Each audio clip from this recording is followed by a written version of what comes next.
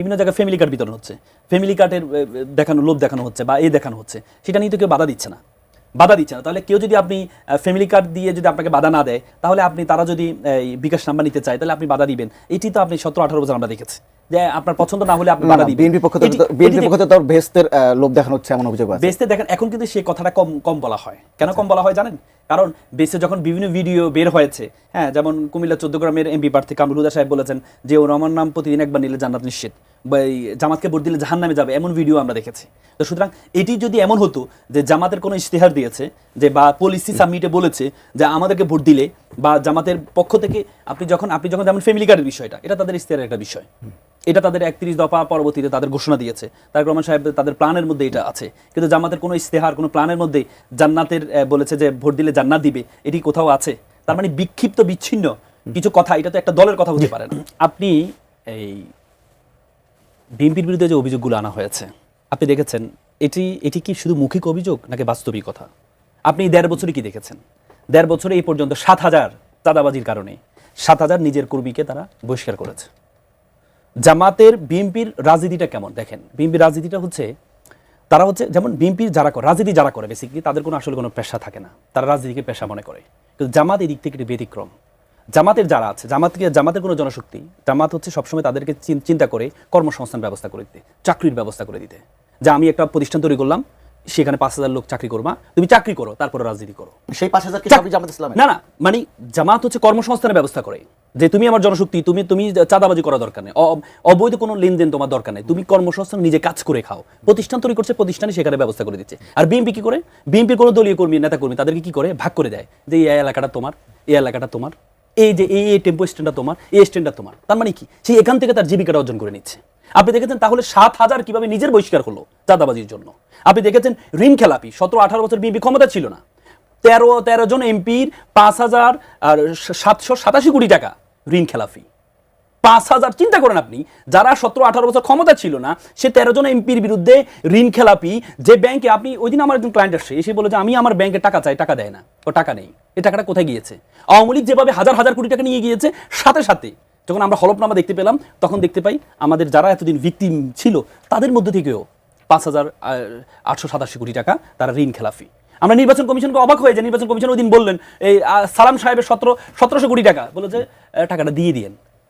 নির্বাচন কমিশনার বলতে, সানাউল্লাহ সাহেব বলতে যে বুকের মধ্যে মানে কষ্ট নিয়ে আমরা এটা গ্রহণ করে নিচ্ছি। কেন? যারা ক্ষমতা আসার আগে এত কোটি টাকা ঋণ খেলাবি, এরা ক্ষমতা আসলে কি করবে? জামাত ইসলামে তো কি করবে? আপনি সিঙ্গেল দেখান, আপনি যখন একজন দেখাবেন তাহলে exception can not be example. কিন্তু আপনি কি দেখেছেন? আপনি কয়জনকে আপনি দেখেছেন? আর এই বিপির মধ্যে কয়জনকে দেখেছেন? তার মানে এই যে চাঁদাবাজি, এই যে টেন্ডারবাজি, আপনি অবাক হয়ে যাবেন। আপনি অবাক হয়ে যাবেন। টেন্ডার, আমরা শুধু চাঁদাবাজি ছোট ছোট বিষয় নিয়ে কথা বলি, টেন্ডারবাজি নিয়ে কোনো কথা বলি না। এবার নতুন বাজেটে ওই দিন আমার কাছে একজন ক্লায়েন্ট আসছে, সে এসে বললো সে একটা এতে অনলাইনে যে হয়, সে টেন্ডার হয়, সে টেন্ডারটা সে অ্যাকসেপ্ট করেছে। সে টেন্ডারের দাম ছিল হচ্ছে, সে সর্বোচ্চ দাম দিয়েছে মানে 50 লক্ষ টাকার মধ্যে 47 লক্ষ টাকা সে দিয়েছে। কিন্তু তার প্রতিদ্বন্দ্বী যিনি ছিল সে দিয়েছে 40 লক্ষ টাকা। পরবর্তীতে পেয়েছে সে, কিন্তু পরবর্তীতে তাকে এসে ধরা হয়েছে যে তুমি এটা উইথড্র করো, আমি 40 লক্ষ টাকা আমি ওইটা নিব, কারণ এখানে আমি টাকা পয়সা দিয়ে করেছি। তার মানে টেন্ডারবাজি কিভাবে হচ্ছে? তার মানে এই জিনিসগুলো তো বলতে হবে। আচ্ছা, আমি একটা তথ্য বলি যে আজকে টিআইবি যে একটা জরিপ প্রকাশ, মানে একটা রিপোর্ট দিয়েছে, সেখানে তার বলেছে যে শীর্ষ দলগুলো ঋণ বা দায়গ্রস্ত প্রার্থীর হার, সেখানে বলছে বিএনপির 59.41% এবং জামায়াত ইসলামের বলছে 22.26%। জামায়াত ইসলাম আছে ঋণ খেলাপিতে একজন পেয়েছে। আচ্ছা, একজন পেয়েছে যেটা ঢাকার। এই বিষয়টা একদম শেষ সময় আসছি। ডক্টর জাহিদুর রহমান, আপনার কাছে পোস্টাল ব্যালট নিয়ে এক ধরনের প্রশ্ন এসেছে। আজকে তারেক রহমান নিজে একটা শঙ্কা প্রকাশ করেছেন যে পোস্টাল ব্যালট ডাকাতি করা হচ্ছে, যারা পালিয়ে গেছে, তারা যেমন ভোট ডাকাতি করেছে, পোস্টাল ব্যালটে এমন একটা ষড়যন্ত্র চলছে। মানে আমাদের সামনে যে বিষয়গুলো এসছে এখন, প্রথম সমস্যাটা হচ্ছে আমরা মানে এই স্কেলে পোস্টাল ব্যালট কিন্তু আগেও আমাদের কাগজে কলমে ছিল, প্রবাসীদের জন্য ছিল না। আমাদের যে যারা নির্বাচনী দায়িত্ব পালন করেন তাদের অনেক এলাকায় যেতে পারেন না, তাদের জন্য এই অপশনটা ছিল। কিন্তু এই স্কেলে পোস্টাল ব্যালট আসলে আগে আর কখনো ছিল না। প্রাথমিকভাবে আমি মনে করি যে পোস্টাল ব্যালটকে আমাদের আরও ওয়াইড স্প্রেড করা দরকার। কিন্তু প্রথমবার হিসাবে কিছু প্রশ্ন, মানে আপনি একটা জিনিসের সাথে যখন যথেষ্ট অভ্যস্ত না, কিছু ভিডিও আমাদের সামনে এসছে, এগুলো নানান ইন্টারপ্রিটেশন হচ্ছে, তো আমি চাইবো যে এই ব্যাপারে নির্বাচন কমিশন সতর্ক থাকবে, আর রাজনৈতিক দলগুলোরও উচিত যেখানেই কোনো ব্যত্যয় হচ্ছে, খেয়াল করবেন জামাত বা এনসিপিও নানান ইস্যুতে খুবই কঠোর চাপ প্রয়োগ করার চেষ্টা করছে। এর মানে এই না যে তারা একেবারে আস্থা হারিয়ে ফেলছেন, কিন্তু যখনই কোনো একটা অনিয়মের ঝুঁকি দেখা যাচ্ছে, টেনশন দেখা যাচ্ছে, জামায়াত ইসলামীর নেতারা প্রধান উপদেষ্টার কাছে গিয়ে নির্বাচন কমিশনের নালিশ করে এসেছেন, যদিও কনস্টিটিউশনালি নির্বাচন কমিশনের নামে প্রধান উপদেষ্টার কাছে নালিশ করা যায় না, এনসিপি বলেছেন যাবে কিনা সেটা বলেছেন না, কিন্তু এই যে চাপটা, এই চাপগুলো সব দলই তাদের জায়গা থেকে দেবে যাতে যতটা সম্ভব অনিয়ম কমিয়ে রাখা যায়। এগুলোকে আমি ওভাবেই দেখতে চাই। জি, পোস্টাল ব্যালট নিয়ে যদি আপনার কোনো থাকে, এক ধরনের অভিযোগ কিন্তু জামাতের দিকেই বেশি যাচ্ছে, পোস্টাল ব্যালট নিয়ে তারা এক ধরনের কারসাজি করছে। দেখেন, আমি আজকে তারেক রহমান সাহেব তো আজকে প্রথম কোনো রাজনৈতিক সমাবেশে অংশগ্রহণ করেছেন। এর আগে উনি আসার পর থেকে কিন্তু রাজনৈতিক সভা নিষিদ্ধ ছিল, এই জন্য উনি সবগুলো মাহফিল করাচ্ছেন, এবং ওনার বিভিন্ন দোয়ার মাহফিলে ওনার যে ভাষ্য এবং ওনার জানাজাতে ওনার যে মাত্র 52 সেকেন্ডের যে বক্তব্য আমি খুব মুগ্ধ করেছে। আমি সব জায়গায় বলার চেষ্টা করি তারেক রহমান অনেক বিনয়ী, হ্যাঁ, এটা খুব আমার কাছে খুব চমৎকৃত হয়েছে। কিন্তু আজকে ওনার আজকে যে সমাবেশটা রাজনৈতিক বক্তব্য যেটা দেখলাম, সেটা আমরা গত 17-18 বছরের একটা প্রতিচ্ছবি দেখতে পেয়েছি, মানে ব্লেম গেম যেটা আমরা সবসময় করে থাকি। আমি আজকে খুব ভালো লাগতো যদি আজকে পলিসি যে বিভিন্ন জন যে পলিসি দিয়েছে, পলিসি নিয়ে যদি আজকে ডিবেট হতো বা এটা নিয়ে যদি সমালোচনা হতো, যে এটা জামাতের পলিসি সামিটে এই বিষয়গুলো ধরে ধরে যদি বুলগুলো ধরিয়ে দিত যে আপনার এখানে এত বাজেট, এখানে আপনি এই প্ল্যানটা কীভাবে করলেন, হ্যাঁ, আপনি 39% থেকে 19% কীভাবে নিয়ে আসবেন, এগুলো নিয়ে যদি আলোচনা হতো, আমার কাছে মনে হতো নতুন বাংলাদেশে নতুন কিছু পেলাম। কিন্তু আজকে কি দেখেছি, আজকে তারেক রহমান সাহেব আজকে প্রথম কথা বলেন পোস্টাল ব্যালট নিয়ে মানে দুর্নীতি করার একটা বিষয় আনলেন। তারপরে ওনার দলের লোকজন যখন স্লোগান দিচ্ছেন তখন ধমক দিচ্ছেন, স্লোগান দিলে কিন্তু তুমি গুপ্ত, তার মানে নিজের দলের লোকদেরকে উনি অ্যাড্রেস করছেন যে তুমি গুপ্ত। তারপরে আবার 71 নিয়ে আসলেন উনি, হ্যাঁ, যদিও এতদিন পর্যন্ত 71কে আসলে যারা আমি মনে করি 24 হচ্ছে 71 ধারাবাহিকতা, 71কে অস্বীকার করার সুযোগ নেই, কিন্তু এতদিন পর্যন্ত 71-এর কথা বলে বলে আমাদের ভবিষ্যৎকে ধ্বংস করা হয়েছে, আমাদের ভবিষ্যৎকে খেয়ে ফেলা হয়েছে, আমাদের ভবিষ্যতের অন্ধকার করা হয়েছে এতদিন পর্যন্ত, কিন্তু নতুন সেটা আমরা পেলাম। আমার 2012 সালে আমার তারেক রহমান সাহেব একটা বক্তব্য খুব ভালো লেগেছিল, তিনি বলেছেন যে আমাদের পূর্বপুরুষরা সবসময় 71 বলে বলে বলে বলে আমাদের এই পিছনের দিকে নিয়ে গিয়েছে, কিন্তু আমরা সামনের দিকে আগাতে চাই। দেখেন, সত্য কথা যদি আমি বলি, বাস্তবিক কথা আমিও সব জায়গায় বলে বেড়াই যে আসলে মানে একটা আগে ইলেকশন শুনলে একটা আমেজ, একটা মানে উচ্ছ্বাস আমার কাছে কেন যেন মনে হচ্ছে মানে একটু কম মনে হচ্ছে। যদিও এটা তার কারণ ছিল এতদিন পর্যন্ত হচ্ছে যেহেতু নির্বাচনী প্রচার শুরু হয় নাই, এখন থেকে আজকে থেকে প্রচার শুরু হয়েছে, আজকে থেকে আমার মনে হয় সেই উদ্যমটা শুরু হয়েছে, এবং সব জায়গায় এই মাইকের সাউন্ড, আমি চেম্বার করছিলাম, চেম্বারে মাইকের সাউন্ড শুনতে পাচ্ছি, সেই কি বলে দাড়িপাল্লা, ধানের শীষ, এই যে গানগুলো, শাপলাকলি গানগুলো শুনতে পাচ্ছি, এই আমেজটা শুরু হয়েছে। এতদিন একটু ছিল, কারণ আর তার চেয়ে বড় কথা হচ্ছে আর কয়েকদিন বাকি, হ্যাঁ, কিন্তু এখনো পর্যন্ত হচ্ছে যে একটা আগে থেকে সবচেয়ে বড় কথা হচ্ছে আগে তো হামলা হতো, মারামারি হতো, হ্যাঁ, এই জিনিসগুলো একটু কমে আসছে, এটা একটা ভালো দিক, কারণ একে অপরকে সম্মান দিচ্ছে। কারণ যারা এবার নির্বাচনে অংশগ্রহণ করছে এরা সবাই তো 17-18 বছর নিষ্পেষিত হয়েছে, নির্যাতিত হয়েছে, অনেক প্রার্থী আশঙ্কা প্রকাশ করে গেছেন যে হামলা হতে পারে, এরকম কিন্তু আশঙ্কা প্রকাশ না, হামলা তো যখন তফসিল ঘোষণার পরে যখন হাদিকে আঘাত করা হলো, সেটার মধ্যে দিয়ে তো ভয়ঙ্কর একটা সবার মধ্যে একটা ভয় তৈরি হয়েছে, রাজনীতিবিদ যারা আছে তাদের মধ্যে একটা ভয় তৈরি হয়েছে, কি হবে কারা টার্গেট আসলে। এই জন্য অলরেডি আপনি শুনেছেন যে প্রত্যেককে বলেছে যারা নির্বাচনে প্রার্থী হবে তাদেরকে বলেছে তাদেরকে গান নেওয়ার সুযোগ আছে, হ্যাঁ, সেই হিসেবে এটা নিয়ে কথা হচ্ছে। তা আমি মনে করি এবারের যে নির্বাচনের আমেজটা এখন থেকে শুরু হবে, এটা নিয়ে দুশ্চিন্তা করার কিছু নেই। আর আমি মনে করি এটা সকলের মধ্যে, গতকাল যেটি হয়েছে আপনি ঢাকা 15 আসনের জামাতের যে আমিরের যে এলাকায় যে হামলাটা হয়েছে, এটা একটু তীব্র নিন্দা জানাই, আমি একটু আগেও বলেছি, এটা তীব্র নিন্দা জানানো উচিত। কারণ দেখেন, প্রত্যেকের একটা রাজনৈতিক অধিকার আছে। আপনি ধরেন হচ্ছে আমি যদি নির্বাচনে কোনো নীতিমালা ভঙ্গ করি, তাহলে এটা কি নিজের হাতে মানে আমি আইনকে নিজের হাতে নিতে পারবো? এর আগে আমরা হেলমেট বাহিনী দেখতাম, তারা নিজ হাতে নিয়ে নিত। আপনি কোনো মহিলা, ওনারা বলছে কোনো মহিলারা বাসায় গিয়ে ওনারা নাম্বার চাচ্ছে, বিকাশ নাম্বার চাচ্ছে, এই চাচ্ছে, সে চাচ্ছে, এই বলে আপনি মহিলাদেরকে আবদ্ধ করতে পারবেন? এই বলে আপনি মহিলাদের উপর আক্রমণ করতে পারবেন? এটা তো আপনি করতে পারেন না। আপনি যেটি করতে পারেন নির্বাচন কমিশন করতে পারে, সেটি হচ্ছে সেই প্রার্থীকে শোকজ দিতে পারে, সে তাদেরকে গ্রেপ্তার করতে পারে, যারা করছে তাদেরকে গ্রেপ্তার করতে পারে। কিন্তু আপনি নিজের হাতে নিয়ে নিলেন, আপনি দেখেন, আপনি এটা দলের কথা হতে পারে।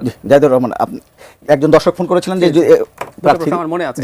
আচ্ছা, পরের অংশটাতে আগে বলি, আমরাও চেয়েছিলাম এই সরকারের সময়ে চুক্তিগুলো প্রকাশ করা হোক, অন্তত যে অংশগুলো গোপন না সেই অংশগুলো বাদ দিয়ে প্রকাশ করা হোক।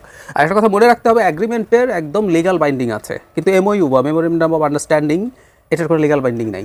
এইগুলো সবগুলোই বাতিল করে দেওয়া দরকার ছিল আমি মনে করি। অ্যাগ্রিমেন্টের ক্ষেত্রে কঠিন, অসম যদি হয়, কিন্তু পাবলিশ করলে জনগণ জানতে পারতো, এটা আমি সত্যিই মনে করি। আচ্ছা, বহিরাগত ক্যান্ডিডেট নিয়ে বলা হয়েছে, এবং উনি পরে একটা প্রশ্ন যোগ করেছেন, সেটা হলো তারা কি এলাকার আইন শৃঙ্খলা রক্ষা বা ইত্যাদি ইত্যাদি করতে পারবেন কিনা। আমাদের আস্তে আস্তে একটা ফান্ডামেন্টাল জায়গা থেকে সরে আসা উচিত। মানে আমাদের এমপিদের কাজ মূলত আইন শৃঙ্খলা রক্ষা না, এলাকার উন্নয়ন না। যদিও আমরা তাদেরকে নানান বরাদ্দ টরাদ্দ দিয়ে মানুষজনকে সাহায্য করার একটা প্রবণতা রেখেছি, আমরা দীর্ঘদিন থেকে আলাপ করছি, এগুলো টোটালি বন্ধ হয়ে যাওয়া উচিত। শুধু তাই না, কনস্টিটিউয়েন্সি থেকে যেসব এমপি নির্বাচিত হন তারা উপজেলা যে আইন আছে বর্তমানে তার 25 ধারায় ক্লিয়ারলি লেখা আছে তিনি সেটার উপদেষ্টা হবেন এবং তাকে বাইপাস করে চেয়ারম্যান সরকারের সাথে কোনো যোগাযোগ করতে পারবে না। এইভাবে উনি স্থানীয় যে উন্নয়ন এর সাথেও জড়িত হয়ে যান। তো আমরা মনে করি এগুলো সব বন্ধ হওয়া দরকার। আর উনি যেটা বলেছেন সেটা এক ধরনের লোকাল ইম্প্যাক্ট হয়তো আছে, তো ঢাকায় এটা এতটা না। ঢাকায় এতটা না মানে হচ্ছে ঢাকায় তো এক ধরনের কসমোপলিটন ব্যাপার আছে, উনি ওই এলাকায় থাকেন বলে এই এলাকায় হবেন না, এটা এতটা হয় না। আরও কিন্তু ক্যান্ডিডেট আছে এরকম। রাদার কোনো জায়গায় এই ঘটনা হয়েছে, এমনকি একই কনস্টিটিউয়েন্সিতে ধরুন দুটো উপজেলা আছে, কোন উপজেলার ক্যান্ডিডেট তিনি সেটাও ওই উপজেলাকে শেপ করে। সো এইসব লোকাল পলিটিক্সের জায়গা আছে, থাকবে, এটাকে আর অত গুরুত্ব দেওয়ার কিছু নেই। নির্বাচন প্রচারে যখন শুরুতেই কিন্তু যে উনি যেমন বলছিলেন যে বিএনপির পক্ষ থেকে ফ্যামিলি কার্ড, বুঝতে পেরেছে, ফ্ল্যাট দেওয়া, এটি যেমন বলা হচ্ছে, তেমনি কিন্তু তাদের যে বিরোধী 10 দলীয় জোট জামাত ইসলাম এনসিপি নেতৃত্বে তারা কিন্তু এটির বিরুদ্ধে কথা বলছেন। তারা বলবেন ফাইন, মানে এবং বিএনপির পক্ষ থেকে কিন্তু বলা হচ্ছে যে তারা তো 71-কে টেনে আনা হচ্ছে, সেই সঙ্গে ওই বেহেশতের লোভ দেখানো হচ্ছে, সেই প্রসঙ্গে টেনে। আচ্ছা, বেহেশতের প্রশ্নটা একটু বলি। সেটা হচ্ছে, হ্যাঁ, কোনো পলিসি লেভেলে এটা নেই, এটা কোনো বড় সিট সর্বোচ্চ কোনো নেতা বলেননি, কিন্তু একটা কথা যখন ডোর টু ডোর বলা হয় বলে অভিযোগ আছে, অনেকে শুনেছে বেহেশতে না হলেও ইমানি দায়িত্ব, দাঁড়িপাল্লাকে ভোট দেওয়া, এসব কথাবার্তা আছে, এগুলো আমরা তো এই সমাজে বাস করি, সুতরাং কিছু তথ্য থাকে। এখন যদি ওয়াইড স্প্রেড, মানে আপনি টপে থেকে বলছেন না, কিন্তু আপনার যদি গ্রাসরুট, বিশেষ করে জামাতের এই জিনিসটা খুবই আলোচিত এবং এটা প্রশংসারও যোগ্য। বিএনপি যখন তার ক্যাম্পেইন ঠিকমতো শুরু করেনি ততদিনে জামাতের ক্যান্ডিডেটরা, তাদের প্রতিনিধিরা বাড়ি বাড়ি চলে গেছেন, বিশেষ করে নারীদের উপরে তাদের প্রচুর কাজ আছে। এভরিথিং ইজ অ্যাপ্রিসিয়েবল, কিন্তু বিকাশ নাম্বার চাচ্ছে, বিকাশ নাম্বার চাওয়ার মধ্যে কিন্তু একটা প্রশ্ন আছে, প্রশ্ন থাকে। ফ্যামিলি কার্ড বিতরণ করছে বলে আমি আসলে দেখিনি কোথাও। ফ্যামিলি কার্ড দেখানো হচ্ছে, এটা একটা মডেল ফ্যামিলি কার্ড, এটা বিতরণ করার তো এখন কথা না। যাই হোক, আমি দেখিনি, আমার চোখে পড়েনি, যদি করে থাকে সেটা ভুল হবে। কিন্তু যে কথাটা বলছিলাম, তাদের যেহেতু ঘরে ঘরে গিয়ে কথাটা পৌঁছে দিচ্ছে, এটাকে বিএনপিকে অ্যাড্রেস করতে হবে, করা দরকার আছে, কারণ এটা দিয়ে অনেকে মিসগাইডেড হওয়ার প্রবাবিলিটি আছে। এই দেশের মানুষ সবাই না হলেও একটা অংশ হতে পারে। তো এগুলো চলবে, রাজনীতি মানেই তাই। আপনি কিছু বলবেন, আপনি দুটো কাজ করবেন আসলে, আপনি কি করতে চান, আপনি মানুষকে কি দিতে চান, এবং আপনার কম্পিটিটর কোন কোন জায়গায় আপনার চাইতে নিচে আছে, খারাপ আছে।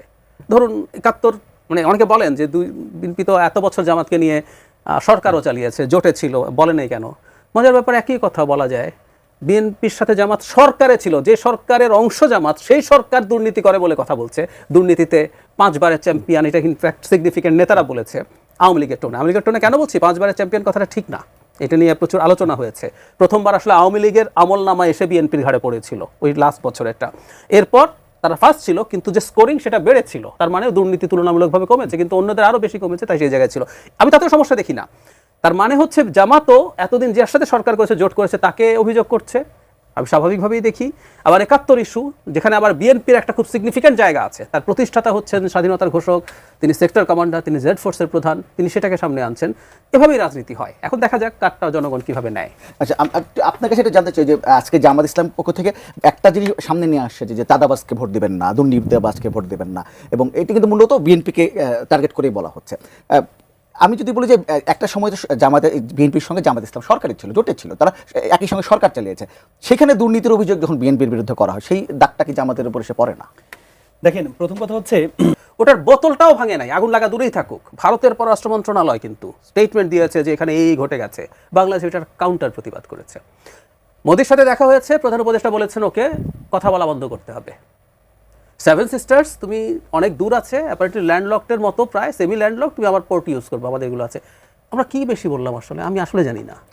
তার মানেটা আমি এইটা বলতে চাইছি যে জাস্ট আপনি যদি এতদিন ধরে অভ্যস্ত হয়ে গেছেন, তো আপনি তো স্লেভের সাথে ডিল করেছেন, আপনি তো একটা দাসের সাথে ডিল করেছেন, সুতরাং এই সরকার রেখে যাচ্ছে না, বরং এই সরকারের আবার অসংখ্য ক্রিটিক আছে। এই সরকার খুবই বাজে প্রচার চালিয়েছে দেশ, কিন্তু এই সরকারকে যদি একটা জায়গায় আপনি মনে করেন ভবিষ্যতের সরকারগুলোর জন্য একটা স্ট্যান্ডার্ড ঠিক করে দিয়ে গেছে, বেঞ্চমার্ক, সেটা হচ্ছে ভারতের সাথে সম্পর্ক।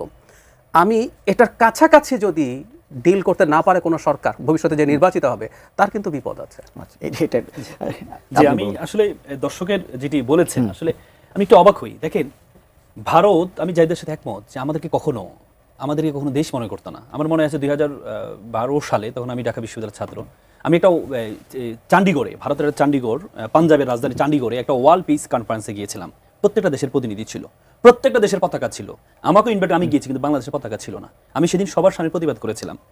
আমি সবার সামনে প্রত্যেককে ভালো ভালো 5 স্টার হোটেলে রেখেছি, আর আমাদের যারা আশেপাশে যারা তাদের জন্য 3 স্টার হোটেলে তারা রেখেছে, আমি সেটা প্রতিবাদ করে সেদিন প্রতিবাদ করেছিলাম। মানে তারা আমাদেরকে দেশি মনে করে না, কারণ তারা এতদিন 54 বছর তারা তাদেরকে অঙ্গরাজ্য ধরেছে। এখন আপনি বলতে পারেন তারা দখল করে না কেন? দেখেন, আধুনিক সাম্রাজ্যবাদের একটা নীতি আছে, আধুনিক সাম্রাজ্যবাদে কখনো দখল করে নেয় না। আধুনিক সাম্রাজ্যবাদকে আমি যদি শব্দটা খারাপ দেখা যায়, এটি হচ্ছে প্রস্টিটিউট নীতির মতো।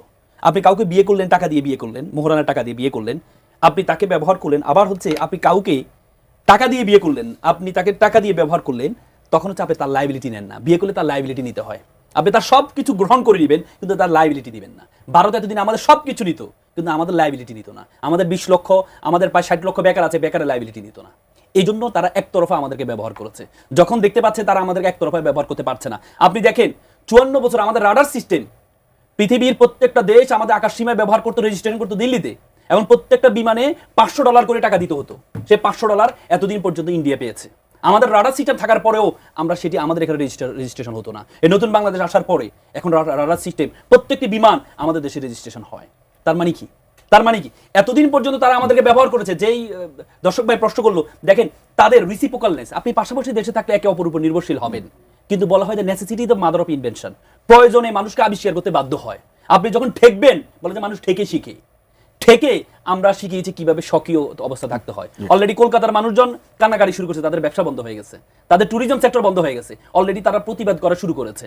আমরা আল্লাহর রহমতে আমাদের প্রত্যেকটা জিনিস আমরা সুন্দরভাবে চলছে, প্রত্যেকটা জিনিস সুন্দরভাবে চলছে। সুতরাং এই গাছ নিয়ে যদি আমরা টিকে থাকতে পারি, যদি আমরা আমাদের অবস্থায় পায়ের উপর পা দাঁড়িয়ে থাকতে পারি, তাহলে ইনশাআল্লাহ যদি নতুন বলছেন সন্দেহ আছে অবশ্যই। আমরা এখনো পর্যন্ত আজকে 1.5 বছর তো কোনো সমস্যা হয়নি। 1.5 বছর পর্যন্ত যদি বলছেন সন্দেহ আছে, মানে এটা আমরা তো আসলে পরিবর্তনে তো অনেক কিছু দেখি আমাদের দেশে। আমাদের দেশে তো হচ্ছে গভর্নমেন্ট পরিবর্তন অনেক কিছু আমরা দেখি, কিন্তু আমরা বিশ্বাস করি যারাই আপকামিং, যারাই ক্ষমতা আসবে ইনশাআল্লাহ, এই যে এখন বর্তমান সরকার যেটি দেখিয়েছে, এটি যদি তারা দেখাইতে পারে তাহলে জনগণ অন্তরে থাকবে। আচ্ছা, একজন দর্শক আছে, মানে ফোনটা নিয়ে একটু আসছে। হ্যালো, আসসালামু আলাইকুম। ওয়ালাইকুম সালাম, আপনার নামটি বলে প্রশ্নটি করেন। আমি আব্দুল ওহাব মন্ডল রাজবাড়ি থেকে বলছিলাম। জি বলেন। আমার প্রশ্ন হচ্ছে যে দুজন আলোচক বলছেন ভারতের সাথে চুক্তি ভারতের সাথে যে চুক্তি যদি বাতিল করে দেওয়া হয় তাহলে কি বাংলাদেশ একা চলতে পারবে? আচ্ছা, আমি একটা কথা আরেকটু স্পষ্ট করি, সেটা হচ্ছে একটা প্রতিবেশী সম্পর্কে বলে না যে আপনি বন্ধু পাল্টাতে পারেন, প্রতিবেশী পাল্টাতে পারেন না। মানে সমাধান হলো আমরা তো ছোট দেশ, সারা জীবনের কথাটা আমাদেরকে শুনিয়েছে। এই কথাটা কি ভারতের জন্য প্রযোজ্য না? ভারত কি তার প্রতিবেশী পাল্টাতে পারবে? পারবে না।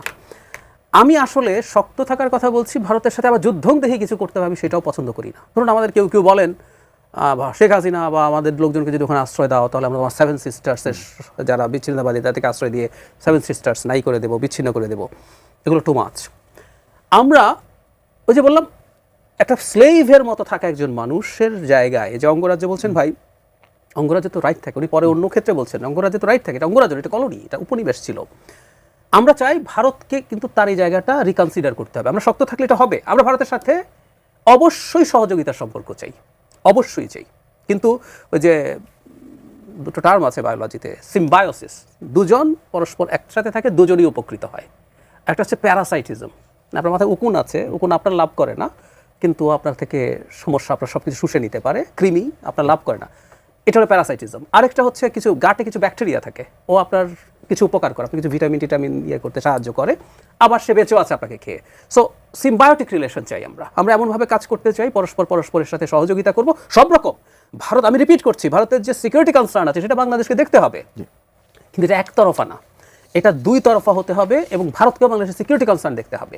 বাংলাদেশের ব্যবসা, আমি বলি ধরেন ট্রেড ডেফিসিট বাংলাদেশের $12 বিলিয়ন মতো, মানে আমরা 1.5 বিলিয়ন, আমরা $1 বিলিয়ন ক্রস করার পর ওদের হাই মাতম উঠেছে, অথচ ওদের $12-13 বিলিয়ন আমরা ইম্পোর্ট করি। যখন $1 বিলিয়ন ক্রস করছে, ও আমাকে নন ট্রেড ব্যারিয়ার দিয়ে আমার এক্সপোর্ট থামিয়ে দিচ্ছে, পাটের উপরে দীর্ঘদিন ছিল, এইসব তারা সমানে নানান রকম